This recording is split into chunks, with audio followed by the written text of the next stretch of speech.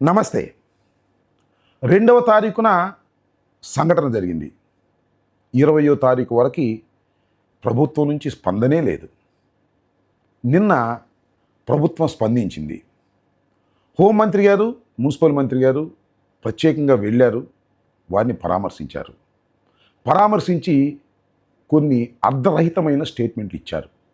అసలు ఏమిటి ఈ కథ ఏంటి, దీని వ్యవహారం ఏంటి, ఈ సంఘటన ఏంటి, ఎందుకు ప్రభుత్వం స్పందించలేదు, ఏ కారణాల వల్ల అనివార్యంగా తర్వాత ప్రభుత్వం స్పందించింది అనేటువంటి వివరాలను మీకు వివరించేందుకు మీ ముందుకు వచ్చాను. ఆ సంఘటనే కందుకూరులో జరిగినటువంటి సంఘటన. కందుకూరు నియోజకవర్గం దారకానిపాడు గుండ్లూరు మండలం. ఈ మండలంలో ఈ దారకానిపాడు అనేటువంటి గ్రామంలో ఒక కుటుంబం ఉంది. చాలా చిన్న కుటుంబం. వారు కేవలం కూలి నాలి చేసుకుని బ్రతికేటటువంటి ఒక పేద కుటుంబం. తిరుమల శెట్టి వారి ఇంటి పేరు. ఆపు సామాజిక వర్గానికి చెందినటువంటి కుటుంబం వారు కాకర్ల హరిశ్చంద్ర ప్రసాద్ అనేటువంటి ఒక కమ్మ సామాజిక వర్గంతో కలిసిమెలిసి ఉంటున్నారు. కలిసిమెలిసి ఉండటం అంటే వారి దగ్గర పనిచేసి బ్రతుకుతున్నారు. ఇది చిన్న బ్యాక్గ్రౌండ్. అసలు ఏం జరిగింది, ఎందుకు వీరి మధ్యన వివాదం వచ్చింది? ఆ కాకర్ల హరిశ్చంద్ర ప్రసాద్ అనే వ్యక్తి లక్ష్మీనాయుడు అనేటువంటి వ్యక్తి యొక్క భార్యని ఆశించి హెరాస్ చేసేటటువంటి ప్రయత్నం చేశాడు. దాని మీద కింద మీద ఘర్షణలు పడ్డారు, కంప్లైంట్స్ ఇచ్చుకున్నారు. కానీ పోలీసులు పట్టించుకోలేదు. చివరికి లక్ష్మీనాయుడు వారి ఇంటికి వెళ్ళి తగాదా పడ్డాడు. నా భార్య మీద ఎందుకు నువ్వు హెరాస్ చేస్తున్నావు అని కుటుంబం మొత్తం వెళ్ళి తగాదా పడింది. అది ప్రధాన కారణం. దానితో వారి కోపం వచ్చింది, ఈగోయిజం వచ్చింది. నా దగ్గర పనిచేసేటటువంటి వ్యక్తి నా మీదే వచ్చి పోట్లాడతాడా అనేటువంటి కక్షగట్టి కేసు పెట్టే ప్రయత్నం చేశారు. పోలీసులు పట్టించుకోలేదు. ఏంటి మీరు ఫ్రెండ్సే కదా, ఎందుకు ఈ తగాదాలు అనేటువంటి పద్ధతుల్లో. అక్కడ విషయం కూడా ఏమీ జరిగినట్టు లేదు, అందువల్ల కేసు కూడా కట్టలేదు. దాన్ని దృష్టిలో పెట్టుకొని బైక్ మీద వెళుతున్నటువంటి ముగ్గురు, లక్ష్మీనాయుడు, వారి సొంత తమ్ముడు పవను, వారి బాబాయి కొడుకు భార్గవ్, ఈ ముగ్గురు బండి మీద వెళుతుంటే ఫార్చునర్ కారులో హరిశ్చంద్ర ప్రసాద్ వచ్చి గుద్దాడు. గుద్దితంతో పాటు పడిపోతే వెనక్కి మళ్ళా రివర్స్ గేర్ వేసుకొని ముందుకు వెళ్ళి ఎక్కించాడు, తొక్కాడు. చచ్చిపోయేదాకా అదే పని చేశాడు. రెండో వ్యక్తి నడుం మీద ఎక్కించాడు. నడుం మీద ఎక్కించి తొక్కించేటటువంటి ప్రయత్నం చేశాడు. నడుం పోయింది. అక్కడే స్పాట్లోనే లక్ష్మీనాయుడు మరణించాడు. అక్కడ పొలాల్లో పని చేసుకుంటున్న వారు అందరూ వచ్చారు. లేకపోతే చంపేసేవాడు మూడో వ్యక్తిని, రెండో వ్యక్తిని కూడా. అదృష్టవశాత్తు ఆ ఇద్దరు వ్యక్తులు బ్రతికారు, బయటపడ్డారు. ఇది జరిగింది 2వ తారీఖున. ఇంతవరకు బయటకు రాలేదు. చివరికి ఆ దెబ్బలు తిన్న వాళ్ళు వచ్చి ఉదయ ఆసుపత్రిలో చేరి గుంటూరులో చికిత్స పొందుతున్నారు. పొంగులేటి నారాయణ గారు, అదేవిధంగా హోంమంత్రి గారు వెళ్ళినప్పుడు కొన్ని మాటలు మాట్లాడారు. నా భర్తది కులహత్య కాదు అని లక్ష్మీనాయుడు గారి భార్య చేత అటుపక్కన ఇటుపక్కన కూర్చుని అనిపించారు. ఓ పక్కన పొంగులేటి నారాయణ గారు, రెండో పక్కన అనిత గారు, బహుశా మూడో ఆయన ఎమ్మెల్యే గారు అనుకుంటా. ఈ ముగ్గురు కూర్చుని అనిపించేటటువంటి ప్రయత్నం చేశారు. అంటే ఇది కులాలకు సంబంధం లేనిది అనే మాట. ఇక్కడే నేను ఒక పాయింట్ చెప్పదలుచుకున్నాను. వాళ్ళు కాపు సామాజిక వర్గం. నిజంగా మొదటిది దీన్ని బయటకు తీసుకొచ్చింది, ఈ దుర్మార్గాన్ని బయటకు తీసుకొచ్చినటువంటి వ్యక్తి దాసరి రాము, కాపు నాయకుడు. కాపుల కోసం తీవ్రంగా చిన్నప్పటి నుంచి పనిచేస్తున్నటువంటి వ్యక్తి. ఒక విధంగా చెప్పాలంటే మాకు కూడా బాగా వ్యతిరేకం. ఎందుకంటే జగన్మోహన్ రెడ్డి గారిని దూషించినటువంటి విధానం చూసినప్పుడు మాకు చాలా కోపం కూడా వచ్చింది. ఎందుకంటే పవన్ కళ్యాణ్ భుజాన వేసుకొని వైఎస్ఆర్ కాంగ్రెస్ పార్టీని, జగన్మోహన్ రెడ్డి గారిని ఇష్టం వచ్చినట్టుగా మాట్లాడాడు. అలాంటి వ్యక్తే ఇవాళ ఈ కందుకూరు సంఘటనని మొదటిగా వినిపించేటటువంటి ప్రయత్నం చేశాడు. దాసరి రాము తెలగ బలిజా కాపు చేసి కందుకూరు దగ్గర గ్రామం, అక్కడ వీళ్ళు ట్రాక్టర్లు నడుపుకొని జీవించే వాళ్ళు తిరుమల శెట్టి ఇంటి పేరు వాళ్ళు, మా కాపులు. అక్కడ స్థానికంగా ఉన్న వాళ్ళ గ్రామం సంబంధించిన అతనే, కమ్మ సామాజిక వర్గం సంబంధించిన ఆయన, అతనితో జరిగిన ఒక చిన్న గొడవ విషయంలో మనసులో పెట్టుకొని వాళ్ళ అన్నదమ్ములు బైక్ మీద వెళ్తుంటే ఫార్చునర్ కారు పెట్టి, ఇది సినిమాల్లో ఎక్కడో సినిమాలో చూస్తుంటాం, ఆ విధంగా ఫార్చునర్ కార్తో గుద్దిచ్చి వాళ్ళని ముగ్గురిని చంపాలని గుద్దిచ్చి కింద పడ్డోళ్ళ మీద మళ్ళీ కారు ఎక్కించి వాళ్ళ మీదకి కారు ఎక్కించి మళ్ళీ వాళ్ళ కుటుంబ సభ్యులు వాళ్ళ నాన్న వాళ్ళందరూ ఫోన్ చేసి ఒక వ్యక్తి అక్కడే చనిపోయాడు, తిరుమలశెట్టి లక్ష్మీనాయుడు. మిగతా ఇద్దరు భార్గవ్, పవన్ అక్కడ చావు బతుకుల మధ్య ఉంటే కుటుంబ సభ్యులు ఫోన్ చేసి వీళ్ళని కూడా చంపేద్దాం, సాక్ష్యం లేకుండా చేద్దామని చెప్పని పిలిపిస్తే వాళ్ళు కత్తులను రాడ్లు తీసుకొని వాళ్ళ నాన్నగారు వాళ్ళ ఇంట్లో వాళ్ళందరూ కూడా వస్తే చుట్టుపక్కల పొలాలలో ఏం జరుగుతుందని చెప్పి పరిగెత్తుకుంటూ వస్తే వాళ్ళని చూసి వెళ్ళిపోయారు అక్కడి నుంచి. చాలా ఘాటుగా వినిపించేటటువంటి ప్రయత్నం చేశాడు. అప్పుడు ప్రపంచానికి తెలిసింది.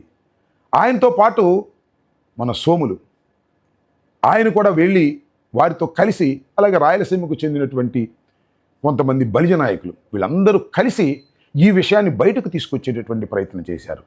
నేను ఇక్కడ చెప్పాలనుకుంటున్న అంశం ఏంటంటే, అప్పటిదాకా ఇది వెలుగు చూడలేదు. చేసి దీని మీద తగు విచారణ చేసి ఆ కుటుంబానికి రక్షణ కల్పించాల్సిందిగా కాపు చేసి రాయలసీమ తరఫున మేము విజ్ఞప్తి చేయటం కాదు, డిమాండ్ చేస్తున్నాం. ఇదే పరిస్థితి కొనసాగితే రాయలసీమలో బల్జీలు కానీ కోస్తాలో తెలగలు కానీ ఆలోచించుకునే పరిస్థితి రాష్ట్ర ప్రభుత్వం తెచ్చుకోవద్దని మనవి చేస్తాం. మేమందరం కూడా గెలిపించినందుకు మేము చాలా ఈ రోజున మానసికంగా కుంగిపోతున్నాం.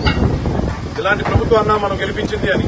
దయచేసి ప్రభుత్వం దీనిపైన విచారణ చేసి బాధితులకి అండగా నిలబడాలని ఈ యొక్క సభాముఖంగా తెలియజేస్తాయి. అందరికీ నమస్కారం. నా పేరు రాయలసీమ.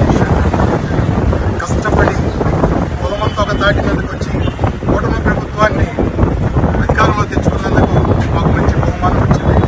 గత సంవత్సరం నుంచి కూటమి ప్రభుత్వం వల్ల మా కుటుంబం ఉన్నది ఏ పరిస్థితిలో ఉన్నది గమనించుకోవాల్సిన అవసరం లేదు. సాధువులందరూ దయచేసి రిటర్న్ గిఫ్ట్ ఇచ్చే పరిస్థితి వచ్చేంత వరకు తెచ్చుకోవద్దు. ఆ కుటుంబానికి న్యాయం చేసి తిరుమలశెట్టి కుటుంబానికి రక్షణ కల్పించకపోతే మళ్ళీ మా తిరుగుబాటు ఎలా ఉంటుందన్నది మీ సామాజిక వర్గానికి బాగా తెలుసు. దయచేసి ఆ పరిస్థితి తెచ్చుకోవద్దు. ఏదో పవన్ కళ్యాణ్ పుణ్యమా అని అన్నదమ్ముల్లాగా ఉందామని మేము భావిస్తున్నాము. మీరు మమ్మల్ని బాలేట్లా చూడాలని ప్రయత్నం చేస్తే పాతాళానికి దొక్కటం ఎలాగో మాకు బాగా తెలుసు. ఖచ్చితంగా కులం స్పందించకపోయినట్లయితే ఈ లక్ష్మీనాయుడు హత్య ఒక యాక్సిడెంట్గా చిత్రీకరించి ముగించేసేవారు తెలుగుదేశం వారు. ఎప్పుడైతే ఈ కుల సంఘాలన్నీ కూడా ముందుకు వచ్చి మాట్లాడాయో, కులాన్ని భుజాన వేసుకున్నారో, అప్పుడు మాత్రమే అనివార్యమైనటువంటి పరిస్థితి ఏర్పడిందని చెప్పడం నా ఉద్దేశం. అంతేకాదు, ఈనాడులో ఒక మాట రాశారు, నాకు చాలా ఆశ్చర్యం వేసింది. ఆర్థిక లావాదేవీల వివాదంలో శ్రీ పొట్టి శ్రీరాములు నెల్లూరు జిల్లా గండ్లూరు మండలం రాళ్లపాడులో లక్ష్మీనాయుడి దారుణ హత్య చేసిన వారిని వదిలిపెట్టేది లేదు అని మున్సిపల్ మంత్రి గారు, హోంమంత్రి గారు అన్నారంట. అంటే ఆర్థిక లావాదేవీలే తప్ప మరొకటి కాదు అని అసలు విషయాన్ని నొక్కేయాలని ప్రయత్నం చేస్తున్నారు. ఇది ఖచ్చితంగా లక్ష్మీనాయుడు భార్య మీద మీరు అఘాయిత్యం చేయబోతే వచ్చినటువంటి సంఘటన ఇన్ని పరిణామాలకు దారితీస్తే ప్రభుత్వం మీ చేతిలో ఉందని, పోలీసులు మీ చేతిలో ఉందని దీన్ని మభ్యపెట్టాలని ప్రయత్నం చేస్తున్నారు. అసలు 18 రోజుల తర్వాత ఎందుకు మీరు స్పందించారు? ఎందుకు స్పందించాల్సిన అవసరం వచ్చింది? మీ అందరికీ తెలుసు, చూసే ఉంటారు పత్రికల్లో. తోట త్రిమూర్తులు గారు మొన్న ఉదయం వెళ్ళారు, వారి కుటుంబాన్ని పలకరించారు. వారికి మేము అండగా ఉంటాం, కాపులు అందరం కూడా అండగా ఉంటామని చెప్పారు, నాతో కూడా మాట్లాడారు. ఆ తర్వాత జక్కంపూడి రాజా సోదరులు ఇద్దరు కలిసి రాజమండ్రి నుంచి బయలుదేరి కందుకూరు వెళ్ళి వారిని పరామర్శించి ఉదయ ఆసుపత్రికి వచ్చి ఉదయ ఆసుపత్రిలో చికిత్స పొందుతున్నటువంటి క్షతగాత్రులై చావుబతుకుల మీద ఉన్నటువంటి వారిని నిన్న పరామర్శించారు. నేను కూడా నిన్న వెళ్ళి పరామర్శించి ప్రెస్లో మాట్లాడాను. ఇవన్నీ చూసిన తర్వాత ఏదో ప్రమాదం వచ్చేస్తుంది, ఇది చాలా డేంజరస్ అవుతుంది ప్రభుత్వానికి అనే ఉద్దేశంతో అప్పుడు హుటాహుటిన చంద్రబాబు నాయుడు గారు హుకుములు జారీ చేశాడు.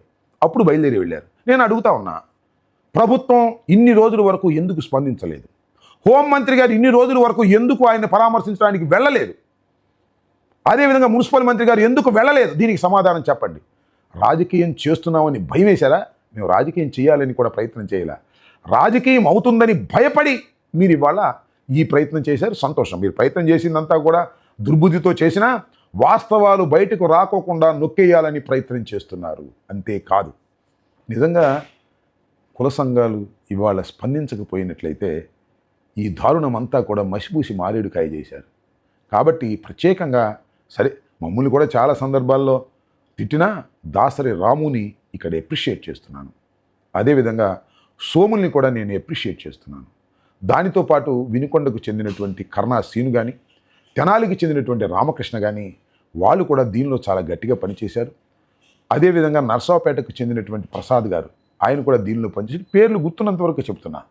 టోటల్గా కాపులకు సంబంధించినటువంటి చిన్న చిన్న నాయకులు, పెద్ద నాయకులు అందరూ ముందుకొచ్చి ఈ విషయాన్ని బయటకు తీసుకురాబట్టి బయటకు వచ్చింది, కానీ లేకపోతే బయటకు వచ్చే పరిస్థితే ఉండేది కాదు.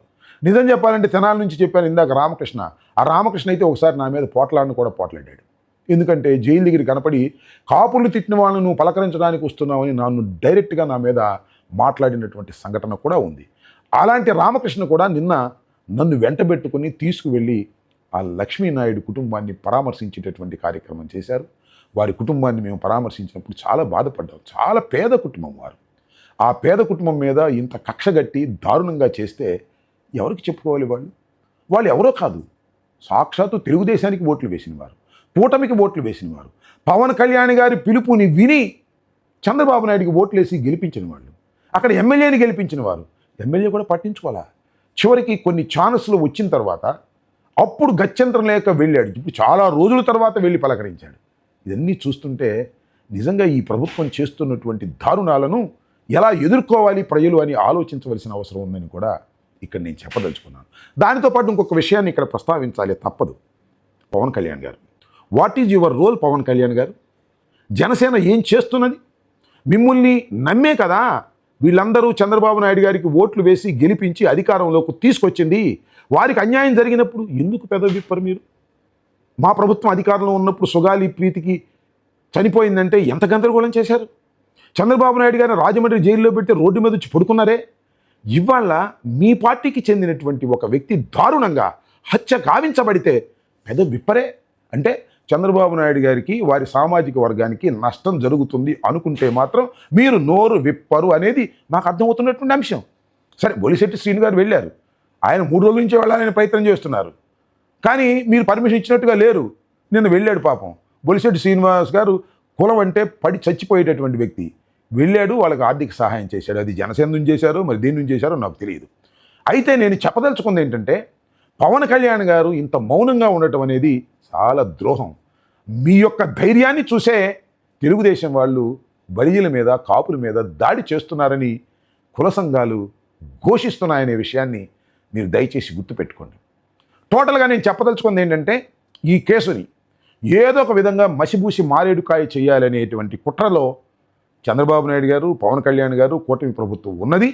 దీన్ని బయటకు తీసుకొచ్చినటువంటి ఘనత కుల సంఘాలది, దానిలో దాసరి రాముది, సోములది, ఇంకా అనేక మందిది అని కూడా ఈ సందర్భంగా చెప్పదలుచుకున్నాను. దీనిలో మేము కూడా వైఎస్ఆర్ కాంగ్రెస్ పార్టీకి సంబంధించినటువంటి కాపు నాయకులు అందరం కూడా దీనికి మేము సపోర్ట్గా ఉన్నాం. వారికి అన్యాయం జరిగితే సహించడానికి మేము సిద్ధంగా లేము. త్రిమూర్తులు గారు, నేను, రాజా, బొత్స సత్యనారాయణ గారు, అమరగం మేమందరం కూడా మాట్లాడుకుంటున్నాం. దీనిలో ఏ విధమైన అన్యాయం జరిగినా కూడా మేము సహించడానికి సిద్ధంగా లేము. ఏదో ఒక విధంగా మసిబూసి మారేడికాయ చేసి వారిని లొంగ తీసుకొని ఇది కులానికి సంబంధం లేదు, ఇది మతానికి సంబంధం లేదు, ఇది రాజకీయానికి సంబంధం లేదు అని చెప్పి తప్పుకోవాలని మీరు చేసే ప్రయత్నాన్ని విఫలమవుతాయి. వారికి పూర్తి న్యాయం జరిగేంత వరకు అందరూ అండగా ఉంటారు. రాష్ట్రంలో ఉన్న కాపు సంఘాలన్నీ కూడా అండగా ఉంటాయి.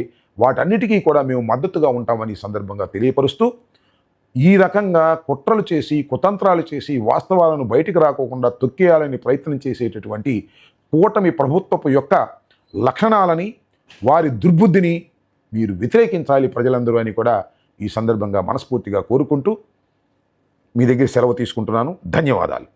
Follow at Ambati Rambabu Official for truth and clarity in today's politics.